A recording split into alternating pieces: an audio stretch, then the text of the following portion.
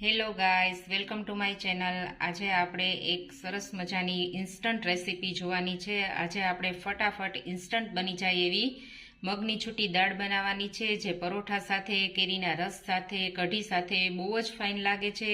તો ચાલો જોઈ લઈએ તેના ઇન્ગ્રીડિયન્ટ્સ। જો ગાઈઝ, મગની છૂટી દાળ બનાવવા માટે છે ને, મેં અહીંયા મગની ફોતરા વિનાની દાળ લીધી છે। એને 2 કલાક અગાઉ મેં પલાળી દીધી હતી। જો મસ્ત પલળી ગઈ છે। આને ઓવરનાઇટ આપણે પલાળવાની જરૂર નથી, 2 કલાકમાં તો મસ્ત સરસ પલળી જાય છે। અને બીજી આપણે બેઝિક પ્રિપેરેશન કરી લીધી છે। જો મેં ટમેટા ચોપ કરીને લઈ લીધા છે, 1 ટમેટું ચોપ કરી લીધું છે, પછી મરચાના ઝીણા કટકા કરી લીધા છે, અને આદુને ગ્રેટ કરી લીધું છે, અને આપણા રૂટિંગ મસાલા છે ધાણા જીરું, ચટણી, હળદર અને મીઠું, અને લીમડો લીધો છે, રાઈ જીરું। તો ચાલો હવે છે ને આપણે એક પેનમાં તેલ લેશું। જો ગાઈસ, આપણું તેલ થઈ ગયું છે, આપણે એમાં રાઈ જીરું એડ કરશું।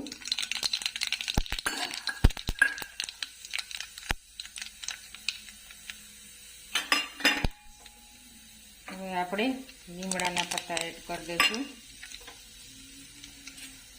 પછી થોડીક હિંગ એડ કરશું,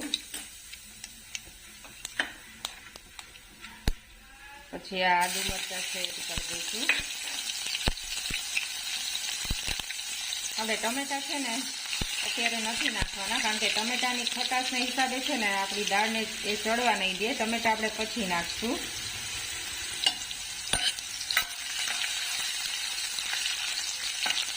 તો આદુ મરચાં હવે આપણા સથળાઈ ગયા છે। હવે આપણે છે ને આ દાળ એડ કરી દઈશું।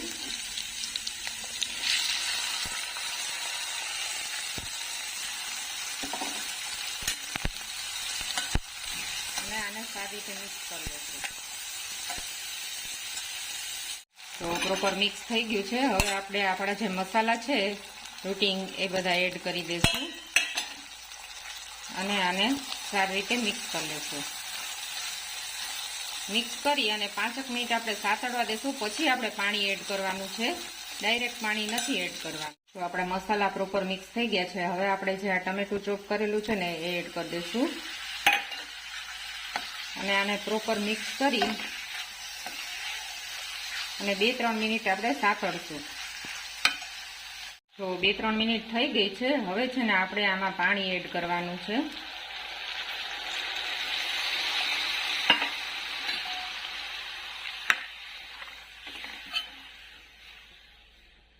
પાણી એડ કરી અને મીડિયમ ફ્લેમ ઉપર છે ને આપણે એને 6 થી 7 મિનિટ ચડવા દેશું ને આપણી દાળ મસ્ત ચડી જશે। પાણી દાળ ડૂબે ને એટલું જ પાણી આમાં એડ કરવાનું છે। હવે આપણે એને ઢાંકી અને મીડિયમ ફ્લેમ ઉપર આપણે એને 7 થી 8 મિનિટ સુધી ચડવા દેશું। જો ગાઈસ, 5 મિનિટ જેવું થઈ ગયું છે। આપણી દાળ છે ને ઓલમોસ્ટ આમ ચડવા આવી છે, પણ હજુ થોડો રસો છે, એટલે આપણે 2-3 મિનિટ એને વધારે કૂક થવા દેશું। જો 2 થી 3 મિનિટ મેં મગની દાળને કૂક કરી લીધી છે। જો આપણે મગની દાળનું પરફેક્ટ ટેક્સચર આવી ગયું છે। આપણી મગની દાળ રેડી છે। હવે આપણે એને એક પ્લેટમાં સર્વ કરશું। તો જો ગાઈસ, ફટાફટ ઇન્સ્ટન્ટ તૈયાર થઈ જાય એવી છે ને। ઘણીવાર આપણે શું કરીએ છીએ કે અગાઉથી એને બાફીએ છીએ ને પછી વઘાર કરીએ છીએ, ને બાફવાની કાંઈ પણ ઝંઝટ વિના ફટાફટ ઇન્સ્ટન્ટ આપણી જુઓ મગની દાળ તૈયાર થઈ ગઈ છે। હવે આપણે એને એક બાઉલમાં સર્વ કરી લઈશું। જો ગાઈસ, આપણી છૂટી મગની દાળ સર્વ થઈને રેડી થઈ ગઈ છે। તો મારી રેસીપી તમને સારી લાગી હોય તો તેને લાઈક કરજો અને શેર કરજો। અને હા, તમે કઈ રીતે બનાવો છો, તમારા કાંઈ સૂચન હોય તો એ મને કોમેન્ટના માધ્યમ દ્વારા બતાવજો। તમારા સૂચનો હંમેશા આવકાર્ય રહેશે। તો મારી ચેનલને લાઈક કરજો અને શેર કરજો। ફરી પાછી આપણે અવનવી રેસીપીઓ અને સ્વાદ સાથે મળશું। Thank you for watching.